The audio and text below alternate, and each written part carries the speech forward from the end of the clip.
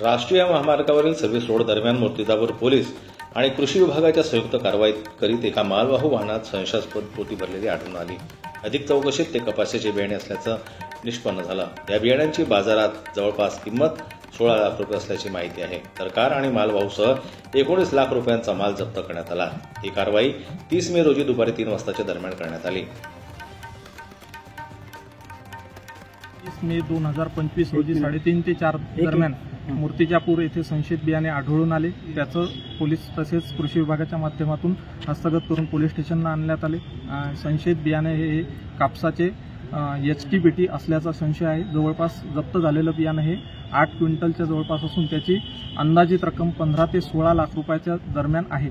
आता HTBT बियाणे हे शिफारसीत बियाणं नसून शेतकऱ्यांनी पेरणी केल्यास हे त्या ठिकाणी उगवण किंवा उत्पादन क्षम त्या ठिकाणी चांगलं राहणार नाही. त्यामुळे जे शेतकरी कपाशी बियाणे पेरण्यासाठी इच्छुक आहेत त्या शेतकऱ्यांनी अधिकृत कृषी सेवा केंद्रावरून पक्के बिल घेऊन बीटीचे बियाणे खरेदी करावे व लागवड करावी. साहेब, असाच प्रकार तालुक्यात सुरू आहे. ज्या लोकांना असं शेतकरी बांधवांना असा संशय आहे की असं बियाणं मूर्तिजापूर तालुक्यामध्ये विक्री होत असेल तर त्याबाबतची माहिती कृषी विभागाला किंवा पोलीस स्टेशनला दिली तर त्या बियाण्यावर कारवाई केल्या. पोलिसांच्या म्हणण्यानुसार शुक्रवारी 4 वाजताच्या दरम्यान पोलिसांना एका मिनी मालवाहू वाहन क्रमांक MH20AT8048 यामध्ये काही प्लास्टिकची पोती भरलेली दिसून आली. वाहन चालकाची अधिक चौकशी केली असता यात रासायनिक खताची पोती असल्याचं सांगितलं. पोलिसांचा संशय बळावल्यानं पोती तपासली तर त्यामध्ये कापसाचे खुले बियाणे आढळून आले. हे बियाणे 17 प्लास्टिक पोत्यात भरलेले होते.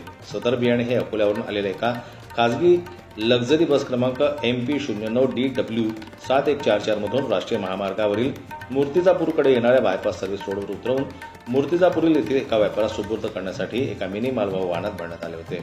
परंतु वेळेत कारवाई करून बियाणे जप्त करण्यात आले.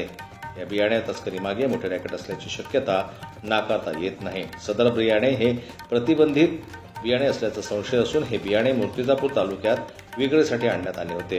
या बियाणांना मान्यता नसून याची अव्वाच्या सव्वा किमतीत शेतकऱ्यांच्या माथी मारल्या जात आहे. सदर बियाण्याच्या कपाशीत तणनाशकाची फवारणी करता येत असल्यानं हे बियाणे तणविरहित असल्यानं अनेक शेतकऱ्यांचा कल या बियाण्याकडे असल्याची माहिती आहे. सदर कारवाई सहाय्यक पोलीस निरीक्षक गजानन थाटे, नंदकिशोर टिकार, पोलीस हवालदार सचिन वैराळे, पोलीस शिपाई पवन भोसले, नामदेव वाडे, पवन बोडके व कृषी अधिकारी विठ्ठल गोरे यांच्या सहकार्याने केली आहे.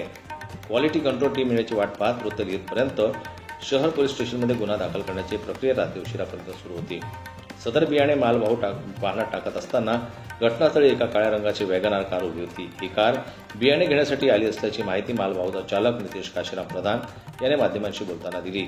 मालवाहू भाड्याने पाहिजे, आम्ही मूर्तिजापूर येथील असून काही खताची पोती शहरात आणायची आहे असे सांगून कारमधील 2 व्यक्तींशी 400 रुपये भाडे ठरले होते.